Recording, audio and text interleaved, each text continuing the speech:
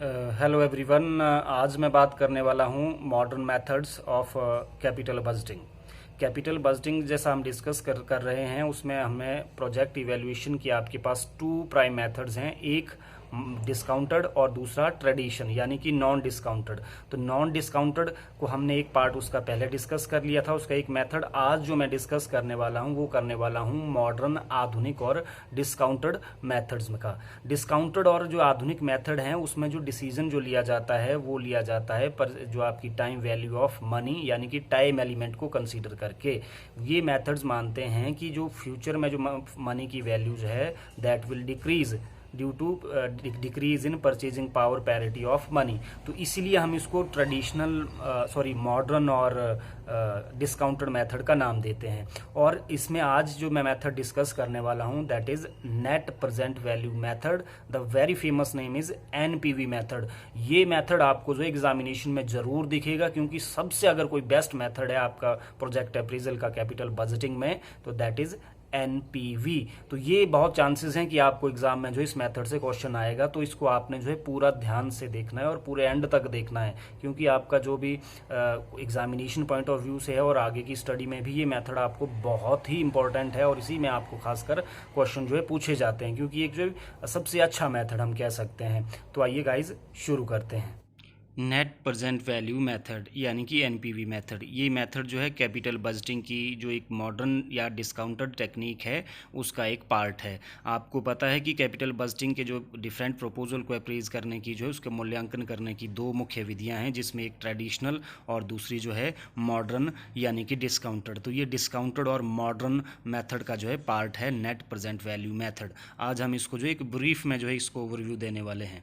तो आइए शुरू करते हैं। इसमें सबसे पहले मैं बात करूंगा प्रेजेंट वैल्यू की, कि प्रेजेंट वैल्यू, उसके बाद नेट प्रेजेंट वैल्यू और उसके बाद जो है जो decision criteria under net present value method.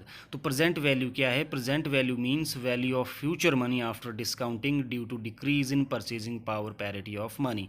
यानी कि वर्तमान मूल्य जो है भविष्य में जब कोई हमें मनी मिलने वाली है उसको जब हम आज के मूल्य पर ले आते हैं तो हम उसको क्या बोलते हैं? प्रेजेंट वैल्यू बोलते हैं, वर्तमान मूल्य बोलते हैं। और वर्तमान मूल्य पर हम तब लाते हैं जब हमें ये पता लगता है कि इसकी जो वैल्यू जो है फ्यूचर में वो एक पर्टिकुलर रेट से डिक्रीज होने वाली है, यानी कि मनी की जो परचेजिंग पावर है वो फ्यूचर में कम होने वाली है। क्योंकि आज का जो 1 रुपये है वो फ्यूचर में 1 रुपये के बराबर नहीं रहता। हम उससे 1 रुपये में आज जो चीज़ें खरीदते हैं 1 साल बाद, 2 साल बाद, 3 साल बाद उतनी चीज़ें नहीं खरीद पाएंगे, क्योंकि उसकी इंटरनल वैल्यू क्या हो गई? कम हो गई। तो उसी को जब हम आज की डेट में उसको प्रेजेंट वैल्यू में उसको कन्वर्ट करते हैं तो उसको जो है प्रेजेंट वैल्यू बोलते हैं। यानी कि फ्यूचर की वैल्यू को आपने जो है वर्तमान मूल्य आज के समय में लाना है। इसको मैं एक उदाहरण से आपको समझा दूं। प्रेजेंट वैल्यू 1000 रुपये जो कि आपको अभी मिलने वाला है, और दूसरा 1000 जो 1 जो लिखा है फ्यूचर 1000, ये फ्यूचर में 1 साल के बाद मिलना है। अब 1000 क्योंकि अभी जीरो टाइम पीरियड बोलते हैं हम फाइनेंशियल मैनेजमेंट में अभी को, प्रेजेंट को, नाउ।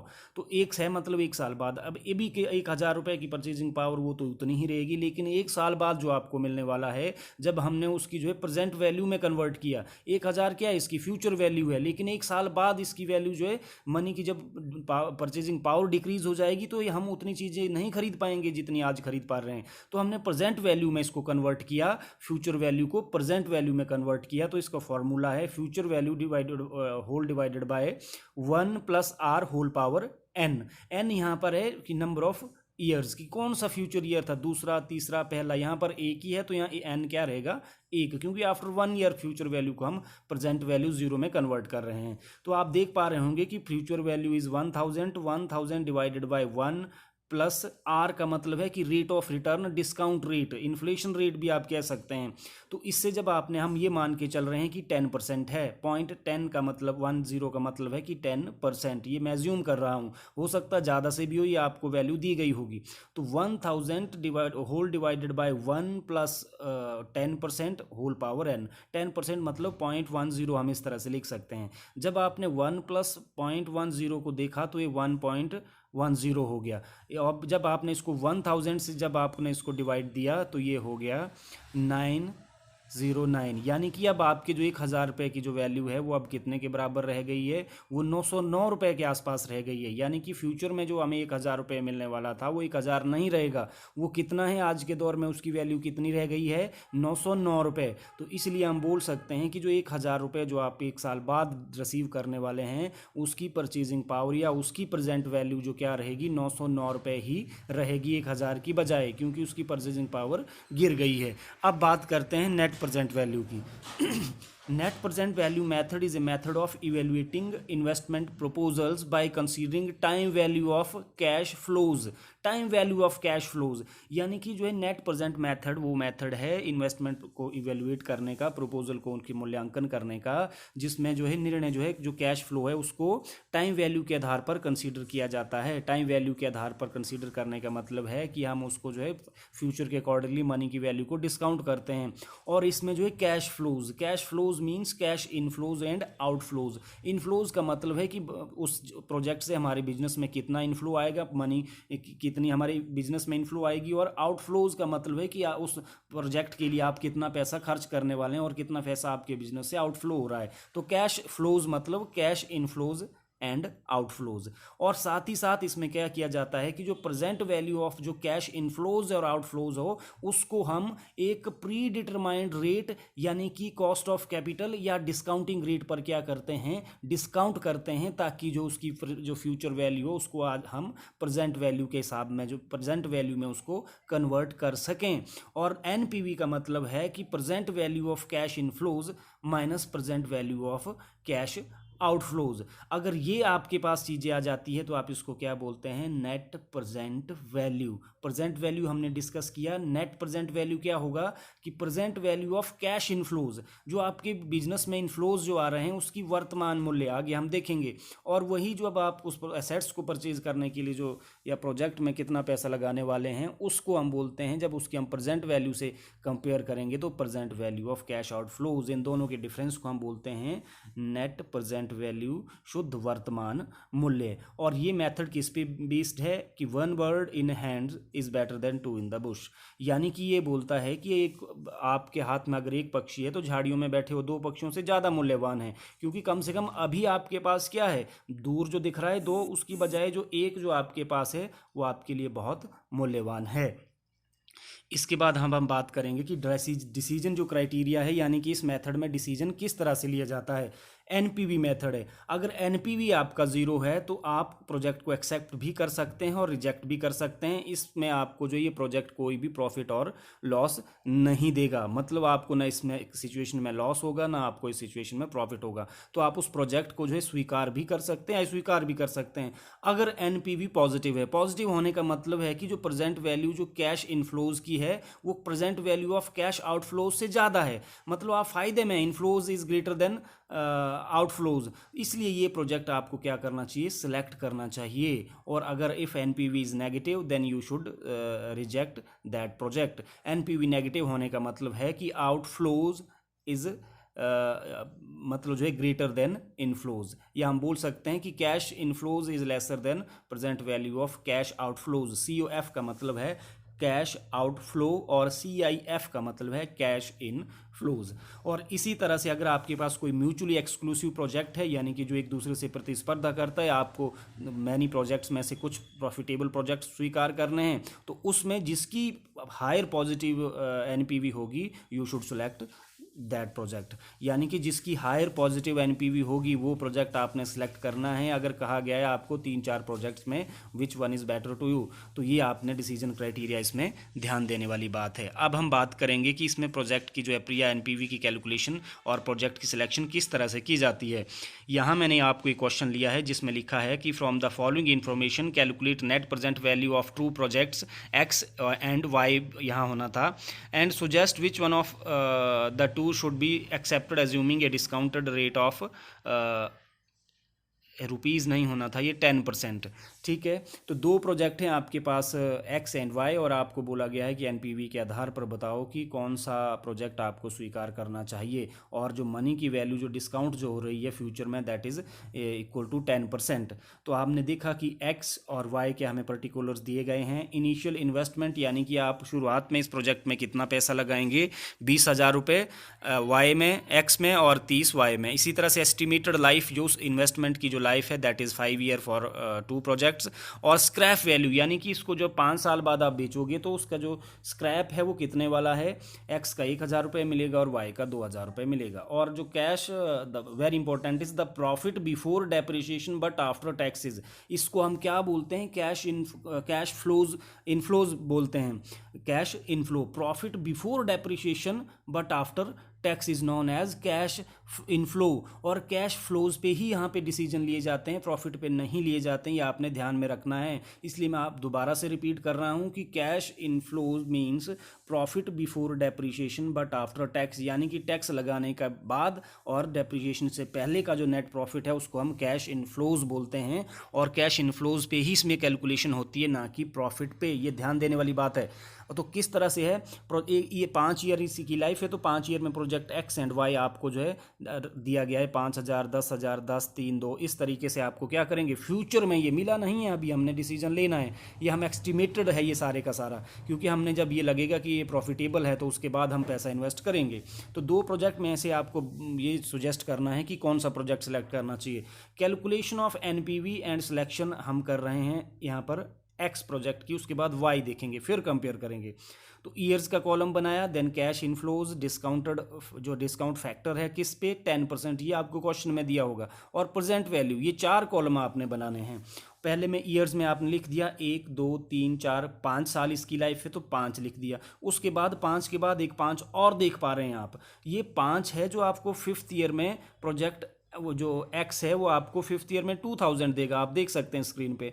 लेकिन 5वें साल में स्क्रैप वैल्यू आपको 1,000 कब मिलेगा, ऊपर देखिए, ये मिलेगा आपको, scrap means at the end of the life. तो लाइफ एंड कब हो रही है सेट्स की, 5वें साल, तो इसलिए एक 5 और आ गया है। 5वें साल में आपको 1,000 रुपये स्क्रैप वैल्यू के रूप में और इनफ्लो होना है।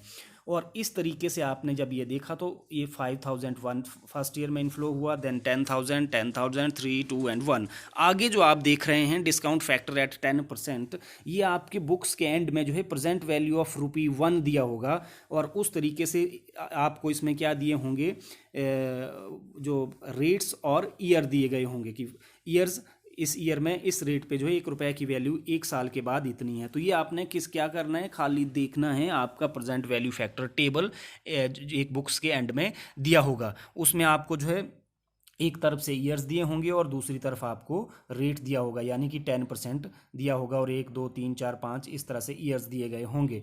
तो ये आपने वहाँ से देखना है। जब हमने देखा कि 1 साल बाद जो है ₹1 की वैल्यू है वो 0.10% पे 909, यानी कि लगभग ₹91 के आसपास रहनी है। अब हमने जो है 5,000 जो हमें 1 साल बाद मिलना है, जब हमने देखा कि ₹1 की वैल्यू 1 साल के बाद 9.909 रह गई है, तो 5,000 की वैल्यू कितनी होगी, हमने 5,000 मल्टीप्लाई बाय 0.909 किया, तो प्रेजेंट वैल्यू अब इसकी क्या है, 4,545, 5,000 की बजाय। इसलिए इसी तरह से आपने जब 10,000 को 0.826, यानी कि अब ₹1 की वैल्यू आफ्टर 2 ईयर कितनी रहने वाली है, 10% डिस्काउंट पे ₹82 के आसपास, 82 पैसे। तो जब आपने इसको 10,000 हमें उस ईयर में मिलना है, तो 10,000 से मल्टीप्लाई किया तो ये 8,260। इस तरीके से आप सब करते रहोगे तो प्रेजेंट वैल्यू आपके पास कितना आया, टोटल 24,227। ये प्रेजेंट वैल्यू है, ठीक है। अगर आप नेट प्रेजेंट वैल्यू देखोगे तो मैंने पीछे क्या बताया था कि net present value means present value of cash inflows minus present value of cash outflows. तो कैश आउटफ्लो यहाँ क्या होगा, initial investment of project that is 20,000। तो ये 2,000 नहीं लिखना, ये गलती से हुआ है, आपने इसको 20,000 मानना है। तो 24,227 हमारा present value of cash inflow है, माइनस हमने इसमें आउटफ्लो 20,000 लेस कर दिया, तो ये प्रोजेक्ट हमें पॉजिटिव एनपीवी दे रहा है कितना, 4,227 रुपये। मीन्स अगर ये एक ही प्रोजेक्ट होता तो हमारा आंसर होता we should select that project because this project is giving us positive NPV. Positive NPV दे रहा है, means inflow is greater than inflows is greater than outflow. तो ये हम ऐसा करते, लेकिन दो प्रोजेक्ट है तो हमने फिर दोनों अगले को भी देखना है। अगले में प्रोजेक्ट एक्स को आपने सेम प्रोसेस फॉलो किया, year, cash inflows, discount factor and present value. उसी तरह से स्क्रैप वैल्यू 5वें में इसमें 2 मिलना था, तो 2 बार 5 आप देख पा रहे हैं। वही कि 10% पे जो है 1 रुपये की वैल्यू जो है 9.09 होनी थी ये, तो 20 को जब आपने इससे मल्टीप्लाई किया तो ये 18,180, मतलब 20,000 एक साल बाद जो हमें मिलने वाला है, वो उसकी जो आज के दौर में जो प्रेजेंट वैल्यू है that will be 18,818 instead of 20,000। उसी तरह से जो आपने 10,000 मल्टीप्लाई बाय 0.826, 8,260 जब आपने टोटल किया तो ये बना प्रेजेंट वैल्यू 34,738। फिर आपने क्या करना है, net present value. Net present value means present value of cash inflows जो आपको यहाँ दिया गया है, और present value of cash outflows जो आपने प्रोजेक्ट में जो क्या किया है, पैसा लगाया है, आउटफ्लो होने वाला है उस, क्योंकि जीरो टाइम पीरियड पे है तो वो प्रेजेंट ही है। कितना है, 30,000। तो जब आपने इसमें से जो देखा तो यहाँ पर भी NPV is positive, means inflows is greater than outflow. कितने से, 4,738। अब आपको बोला गया है कि which project you should select. आपने इन दोनों की एनपीवी कंपेयर करनी है। अगर किसी की नेगेटिव है तो उसको तो रिजेक्ट कर दो, क्योंकि हमने कुछ सिलेक्शन क्राइटेरिया पीछे देखा। अब दोनों की पॉजिटिव है, क्योंकि पिछले की भी पॉजिटिव थी, जब आप देखेंगे तो ये था, इसका भी 4,227 और इसकी है 4,738। फिर हम, क्योंकि ये म्यूचुअल एक्सक्लूसिव प्रोजेक्ट था, आपको दो में से किसी एक को ही स्वीकार करना था, तो आपने एनपीवी ऑफ प्रोजेक्ट एस देखी तो वो है 4,227, एनपीवी ऑफ प्रोजेक्ट वाई 4,738। तो अब किसकी ज़्यादा एनपीवी है पॉजिटिव, वो किसकी है, वाई प्रोजेक्ट की, उसकी है 4,738 which is greater than NPV of X. तो आपका आंसर क्या होगा, project Y should be accepted because it has higher NPV than project X. तो ये आपको ज़्यादा प्रॉफिटेबल रहेगा, क्योंकि इसकी पॉजिटिव एनपीवी आपके जो है एक्स प्रोजेक्ट के उससे जो है ज़्यादा है। तो ये आई होप आपने ये चीज़ समझी होगी। और जो डिस्काउंट फैक्टर जो एट 10% जो दिए गए हैं, ये आपकी बुक्स में आगे दिया होगा एंड में, डिस्काउंट वैल्यू प्रेजेंट वैल्यू जो टेबल, तो उसमें आप देखोगे, उसमें आपको जो एक तरफ से मतलब वर्टिकल आपको ईयर्स दिए गए होंगे और हॉरिजेंटली आपको जो रेट ऑफ रिटर्न दिया गया होगा। तो एक आपने ईयर के आगे देखना है कि कितने डिस्काउंट रेट पे, ये 10 है तो 10 पे जब आप देखोगे तो ये 9.909 देगा, ये 3 डिजिट पे भी। अदरवाइज आपको इसको 2 में भी कन्वर्ट कर सकते हैं। तो ये था हमारा एनपीवी मेथड की प्रेजेंट वैल्यू क्या है, एनपीवी क्या है, और डिसीजन क्राइटेरिया जो सिलेक्शन का है वो एनपीवी मेथड में किस तरह से रहता है, और एनपीवी की कैलकुलेशन कैसे रहती है, और प्रैक्टिकली हमने इसको जो है आपके साथ करके बताया। आई होप आप इसको गौर से सुना होगा और देखा होगा, तो आपने ये जो है फिर बहुत ध्यान से देखना है। आपका बहुत बहुत धन्यवाद।